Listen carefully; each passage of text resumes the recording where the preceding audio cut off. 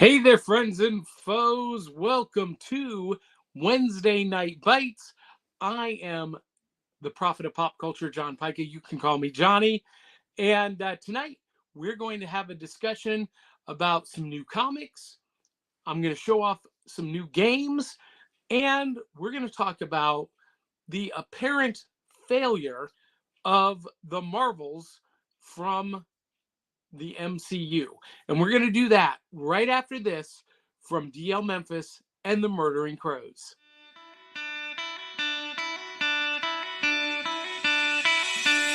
It's like Coca-Cola, Levi Strauss, Johnny Carson and Mickey Mouse. The first star was James Dean. Elvis Presley, yeah, he's still the king. Some things are only imitatable. You can't beat an original. Oh, you can't beat an original.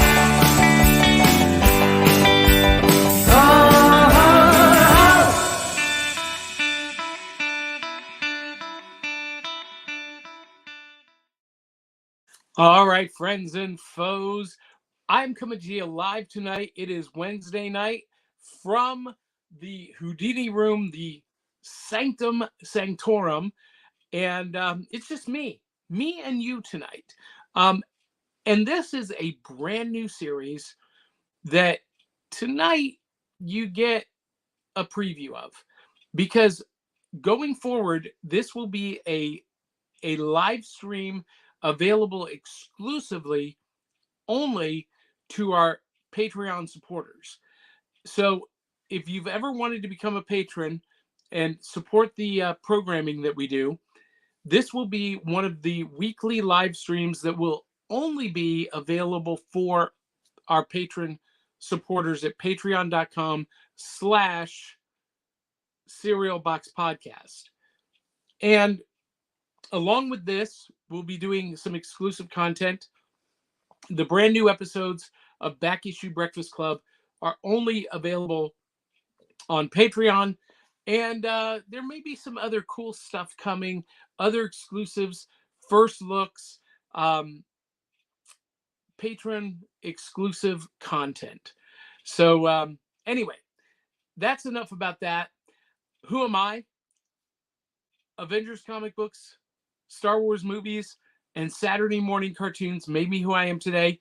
And so to celebrate the fun of that youth, I started back at the cereal box, because when I was a kid, we didn't have iPhones or tablets at the breakfast table on Saturday morning. First day with my new son, we were reading the back of the cereal box, and on the back of the cereal box there were comics. Sometimes in the box there were comics, there were games, there were records, there were posters, toys.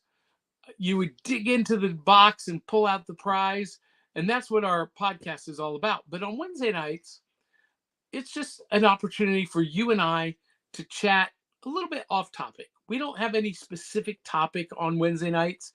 This will be just for us. And today is New Comic Book Day in the United States. And so I did stop by the comic book shop on the way home. Light week for me. Not a whole lot on my essentials list, on my hot picks. And at this one particular comic shop on my way home, they don't carry all of the stuff that I want. That I don't get what I really want until I go on Saturday next town over. But for my fix, my midweek fix, I stopped by the Great Escape, and I can get most of the Marvel and DC releases that week. Not all of them, most of them. And this week, I did pick up Moon Knight number 30. And this is the end of a long-running story arc written by Jed MacKay with art by Alessandro Cappuccio. And if you guys have been paying attention, you know I've been a big fan of this series even before Jed MacKay took over 30 issues ago. When Jeff Lemire did his series, and even before that, who was it? Was it Grant Morrison? I think so. Their Moon Knight series were great. I love Moon Knight. He's one of my favorite characters. And this has been teased as the death of Moon Knight. Spoiler alert. If you are planning to read this and you haven't yet, stop right now. Come back in 5 minutes because I'm going to spoil this. I have absolutely loved this run. The artwork is so dynamic. It is so, it's so stylized. It's so dynamic. It's just everything that a Moon Knight comic should be. And spoiler alert, Mark Spector gives his life at the end of this issue to save New York City and maybe the world. And this is the end of Mark Spector for now. We know that nothing is permanent in comics. Death is not permanent. He will be back eventually. When? Who knows? But for now, Jed MacKay is telling a fantastic story, and he's basically built a new super team helming the Midnight Mission. Next issue is a new series called Vengeance of the Moon Knight. Starts issue number 1 in January, and it promises a new Moon Knight, but we don't know who it is. So, it's interesting how the Marvel Comics and the Marvel Cinematic Universe never seem to sync up. I don't know why they've decided to kill off Moon Knight when they have a Moon Knight season 2 in development at Disney Plus. Is this just a publicity stunt? Maybe. I don't know. But for now, ding dong, Mark Spector's dead, and there will be a new Moon Knight. I expect maybe a year or two, probably around the time that the new series comes out, that he'll be back. But great series, great issue. I'm going to need to go back and reread this latest story arc, just like the last 5 issues, because I think I missed something. But that will come. Now, we don't get to cover this a whole lot. Every Saturday morning, we dig into the cereal box and we pull out new loot. The prizes from the cereal box, toys and games and whatnot. We don't get to talk about games a whole lot, but in my house, we love games. And so this week, I thought I'd show you one of my newest games. One of the newest ones I picked up.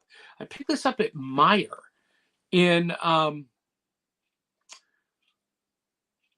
was it Bowling Green, I think. Yeah, Bowling Green, Kentucky, Meijer. Check it out. It's called Spots. And here's the premise. Dogs have spots. Dice have spots. Fill in your dog to win. So, super simple. This is really a simple game. You have cards that have dogs on them, and you have dice. And you roll the dice until you have matches to complete these dogs. And when you complete one card, every card you complete, you get a little bone. And at the end, when all of the cards are claimed, the player with the most bones wins and gets the blue ribbon. Now, there are some additional rules, some cards that change things up as you go. So that's the simple game. You can add treats, and it has additional game-changing rules, but a lot of different ways to play this game. And they had it at Meijer, And we love playing games. I love dice games, especially. And rolling dice to match cards is one of my favorite mechanics on a game. So check it out. If you like easy to play, easy to learn, quick to play, fun games for all ages, check out Spots. It's a game for 1 to 4 players, so one player can play it. You can play it solo, and it takes about 30 minutes to play. But check out Spots for a great, fun game. And Cartoon Commotion, Kate Hawkins says, "Hiya, Johnny. Neat game. It is a neat game. It's a lot of fun." And for those of you who are just tuning in and you didn't hear my intro, Wednesday Night Bites is going to be a Patreon exclusive after tonight. So this is your first taste. Every week we will do a patron exclusive live stream where we just get together and we talk about the stuff that we can't cover on Saturday morning. And this week, I really thought it important to address something. Last week, I did an impromptu stream just to address what I consider toxic fandom and the problem of toxic fandom in the geek community. But I really wanted to talk about the latest MCU movie, The Marvels. One, I want to give you my review, and then I want to talk about why it has not performed as expected. First of all, my review is it's a lot of fun. It was a really fun movie. It was fast-paced. It was one of the shorter movies of the MCU, which was okay. Not every story needs to be a 3-hour story. As we talked about this past Saturday, Land Before Time was a 69-minute movie, and it told a huge story in a short amount of time. And The Marvels was very similar. It told 3 separate stories about 3 different characters who all converge in the same place. And they all converge for a common goal, to save the Earth. And not just the Earth, but many other planets from the Kree Accuser. And you had Captain Marvel, Carol Danvers, you had Ms. Marvel, Kamala Khan, and you had Photon, Monica Rambeau. And the story is very simple. The Accuser, it's not Ronan, but a Kree Accuser, and I can't remember her name. But she finds the other quantum band. Now, the quantum band is what allowed Ms. Marvel in the Disney Plus series to tap into her mutant ability to manipulate light and to create solid light structures. Turns out it's quantum band. And in the comics, the quantum bands are worn by a character named Quasar, who can create solid light constructs, very much like the Green Lantern in DC. But this is Marvel's equivalent, and he wears two quantum bands. Well, Ms. Marvel has one that has been on Earth, and this Accuser is hunting for the pair. She finds the other one. And when she activates it, there's something in the quantum power that is connected to Captain Marvel, Ms. Marvel, and Photon.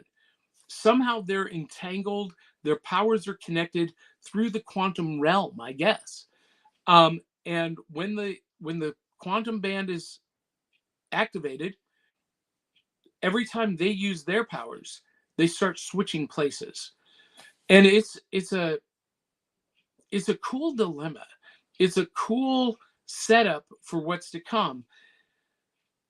Long story short, they band together, they team together, they fight together, they win the day.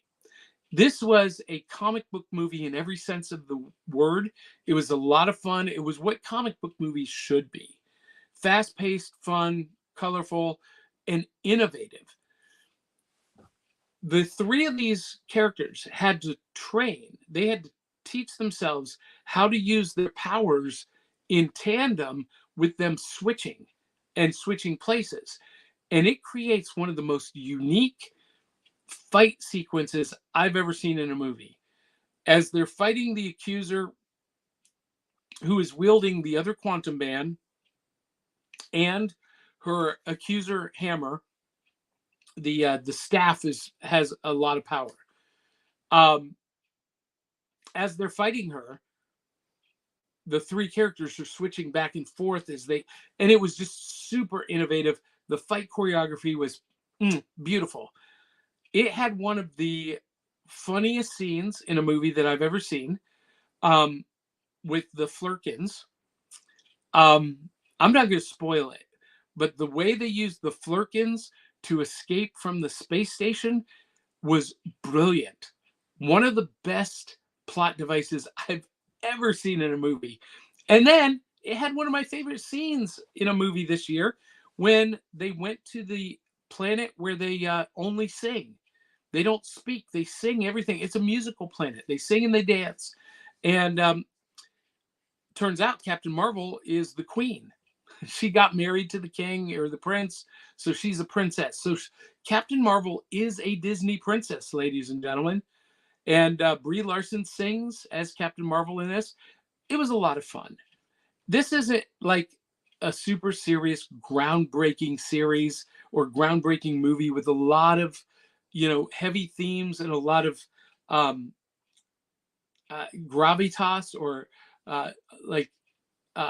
game-changing crises. I mean, yes, they're saving the Earth.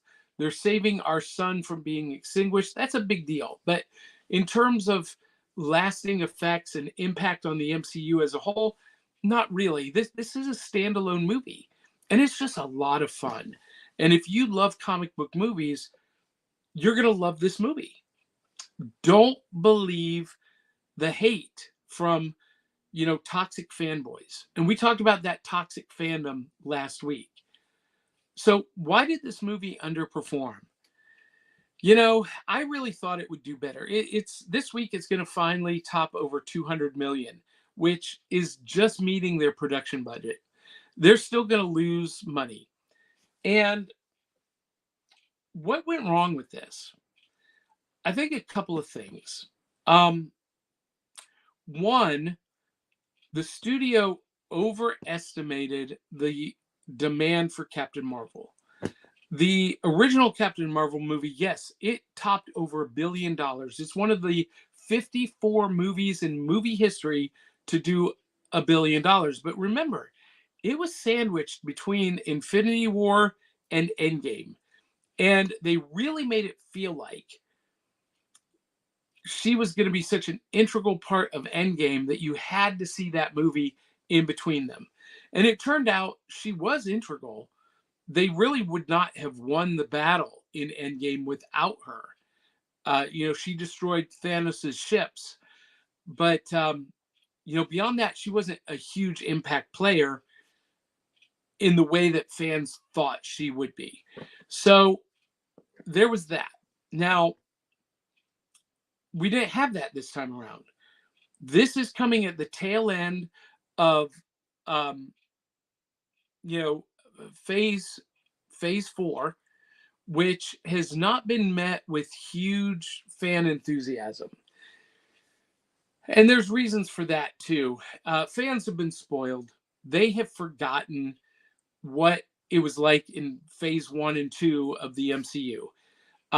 They had forgotten what it was like when movies were not totally connected. There was just a thin veil, a thin line running between them. And that's how phase 4 has been. The through line has been very thin, very faint. And really, it's been a rebuilding phase. They finished phase 3 with Endgame, or is it phase 5? You know what? I don't even care anymore. They finished the last phase with Endgame. Big, huge blowout. How do you follow up with that? It's impossible, because not every movie can be Endgame level, status. It can't have that impact. It can't have that, those dire consequences. So they basically started over with Black Widow and Shang-Chi and Black Panther and the Eternals, and they started over, and they're rebuilding the MCU to a new crescendo with the Secret Wars and Kang Dynasty. But to do that, they had to start a new piece.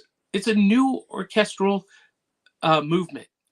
And so fandom has been turned off by that a little bit. They want everything to be Endgame level, and it just can't be. So as a result, some of the interest from the hardcore fan base has fallen off. Now, you've got casual fans who were into the MCU and really, with Endgame, they had their fill. So there has been some drop off in both the hardcore fandom and the casual fandom. Does that mean there's superhero movie fatigue? No. And here's my proof for that. Every year, there's hundreds of movies that come out of Hollywood. I think this year 500 movies. Out of those, we had a handful that were superhero movies between DC and Marvel. We had this year Ant-Man and the Wasp: Quantumania. We had Guardians of the Galaxy Volume 3. We had Blue Beetle, The Flash, and The Marvels. 5 movies out of hundreds. There's no way you can say that there's superhero fatigue, because it's not the majority of movies. 5 in a year is not a lot. So is there superhero fatigue? No. I think a couple of things are going on. One, we're still recovering from the COVID shutdowns. There are still a lot of people who just really became accustomed to staying at home and watching things on streaming. And part of that is the studio's fault, especially Disney, especially with Pixar releases. Fans have come to expect them to be released on streaming. And now that they happen so quickly, like Black Adam came to streaming 3 weeks after it left the theater. Same with Shazam! Fury of the Gods. Did Fury of the Gods come out this year? No, that was last year. Yeah, only 5 this year. So fans have expected a really quick turnaround to streaming. So a lot of people are like, well, why am I going to go to the theater, leave the house, and pay theater ticket prices to see something that I can watch at home? Now, me personally, I don't get that. I hate watching movies at home. I want the theater experience. And I don't think tickets are expensive. $15 for 2 or 2.5 hours of entertainment, to me, that's a bargain. Especially when you consider, if you go to a live show, if you go see a concert or a Broadway musical or even a sporting event, tickets are going to start at $50 on the low end for the C level acts. Taylor Swift tickets were selling for as much as $1,000 to $2,000 each. You go see a Broadway show, a hit Broadway show today, you're probably going to pay $200 per ticket. Major concerts, they're going to be $65 to $200 each, maybe more. That's expensive to me. A football game, tickets start at $50. Then you got to pay for parking, concessions. You're looking at $100 a person. So by comparison, movies are really bargain basement entertainment. It's super cheap. And but there is a portion of the movie going public that's become accustomed to staying at home. So you have that factor as we come out of COVID. Then you have the fan disillusionment. You know, they're just not excited the way they were. And then we have the writer and actor strikes. What does that have to do with people going to see the movie? Well, there was no promotion from the actors. They couldn't go on talk shows and promote the movie and talk about how much fun it is and show the clips and, you know, tell the stories behind the scenes. There was none of that. And the actor strike didn't end until after the first weekend of the Marvels was out. And I think that did the most damage. You know, Disney marketed this thing everywhere. I mean, marketing was really tight. But I think at the end, they didn't give people the sense that they had to see it. And then there's the review bombs. Toxic fans who had no intention of seeing the movie. These are the men, middle-aged white men, who are threatened by strong female lead characters, going on IMDb and Rotten Tomatoes and just completely review bombing this movie before they saw it. And we live in a world today where a lot of the movie-going public relies on those reviews. And they're seeing this movie, you know, getting just hammered in the reviews. And they take this, well, I'll wait and see. Now, luckily, the word of mouth on this thing was huge after the opening weekend. Everybody I know that saw it absolutely loved the Marvels. And they told everyone they knew.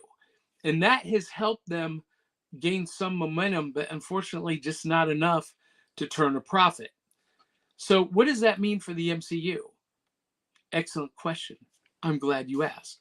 Does that mean that we're not going to see the further stories of these characters? No. Does that mean that the MCU is dead? No. Does that mean that we're not going to have strong female leads in the MCU anymore? No. Does that mean that Marvel missed the mark with the target audience? No. None of that is true. What it does mean is that Disney is going to take a step back, Marvel's going to take a step back, and they're going to reassess, one, budgets and how they go about budgets. They're going to reassess the time frame for putting these movies out. They're not going to stick to a set date anymore. And Bob Iger, the CEO of Disney, has said this is going to be true. They're going to focus on quality over quantity. So they're going to take their time, and they're going to really make sure that the next couple of projects are of the highest quality. And in 2004, there's one MCU movie coming out. That's Deadpool 3. That's it. So they're going to focus on quality over quantity, which I think is a good move. And I know that both Marvel, Disney, Lucasfilm, and Warner Brothers are paying close attention to Godzilla Minus One. Godzilla Minus One had a budget of about $8 million. Some places report as high as $15 million, but the director says it was like 8.9. And that thing is killing it at the box office. They've made 12 times their budget. And it's all been word of mouth. Fans see Godzilla Minus One and they love it, and they tell everybody they know. I saw it. I loved it. It's my favorite movie this year. And everyone's paying attention to what Toho did, making a movie that feels like a big budget blockbuster with a shoestring budget. And they focused on the story and telling a quality story. And it proves, and Disney needed to be reminded of this. Warner Brothers needed to be reminded of this. Lucasfilm needed to be reminded that the story is king. And if you tell a good story, it doesn't matter how much you spend. You could spend $1 million. If the story is caliber and engaging and outstanding, audiences will respond in kind. They will tell their friends how awesome this was. Go see this. This is great. And that's how Disney, the MCU, Lucasfilm, Warner Brothers, all of the big budget blockbuster studios, that's how they are going to win the trust of the audiences back. And look, you got to look at the other projects that were released this year. You know, everyone says Quantumania was a flop. It wasn't. It's in the top 20 movies, actually the top 10 movies of 2023. The number one movie was Barbie, followed by Super Mario Brothers, followed by Oppenheimer, followed by Guardians of the Galaxy 3, followed by Spider-Man across the Spider-Verse. But you know, there were other movies that were huge disappointments in terms of box office reception. You know, Indiana Jones and the Dial of Destiny just did not perform to expectations. And, you know, the Marvels didn't. And there were several other projects that just from the major studios did not perform to expectations. And the lesson is, let's focus on the story, not on the visual effects. Let's invest the budget into the writing and the acting, and let's focus more on practical effects, less on digital artists who are overworked and underpaid. And that is the formula to succeed. I have a feeling, this is just my gut feeling, that when the Marvels comes to Disney Plus, it is going to blow the walls off that streaming service. I predict it is going to be one of the most watched movies in the last year, in the last 12 months. A lot of people are waiting. A lot of people are going to be more than happy to sit down and watch it at home. And I think Disney is going to see this huge response. Unfortunately, they don't make money from streaming. So that ship has sailed. But the other lesson that Disney and Warner Brothers, HBO Max, now just called Max, is going to have to learn, they've got to delay the time between theatrical release and streaming release. It needs to be 6 months to a year before it's on digital and on streaming. And that's what Tom Cruise insisted on with Top Gun Maverick.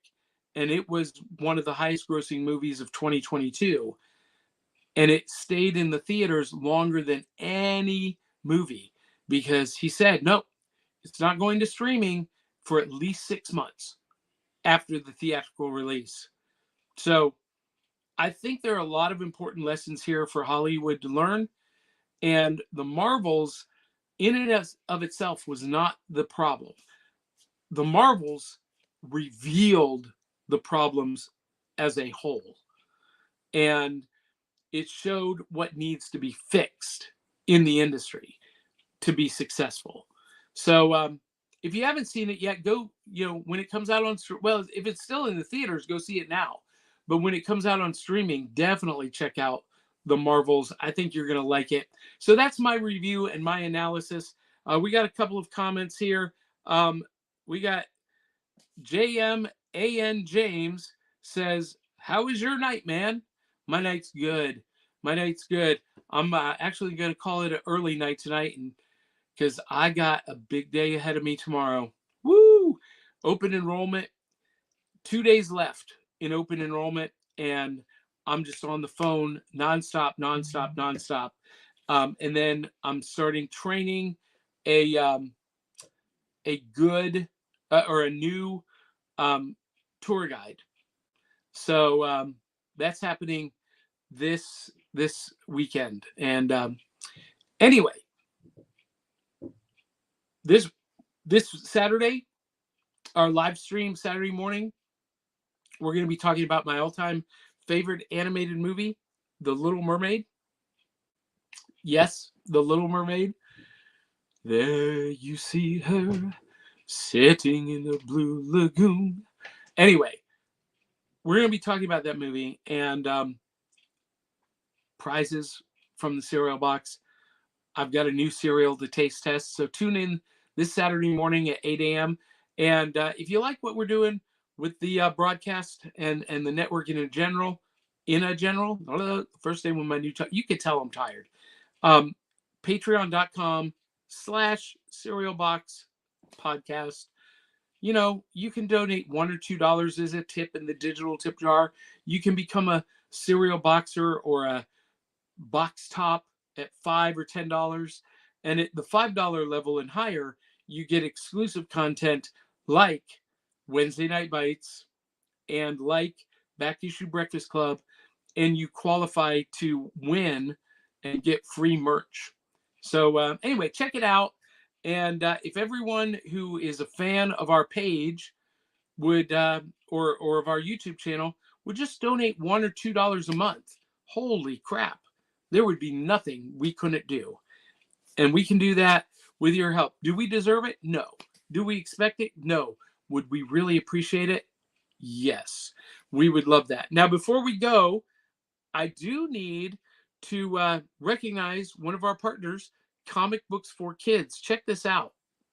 Comic Books for Kids provides comic books to kids in hospitals and cancer centers across the U.S. It's a place where we can all work together to make sure every child has a comic book. 100% of all proceeds go towards the kids. It's about making a difference, and while they're in the hospital, allowing them to fly like a superhero, battle dragons, or rescue teddy bears. We are in every state in the country and now support over 160 hospitals. Every month, we add more. Visit cb4k.org.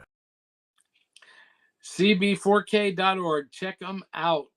That is it for Wednesday Night Bites this week.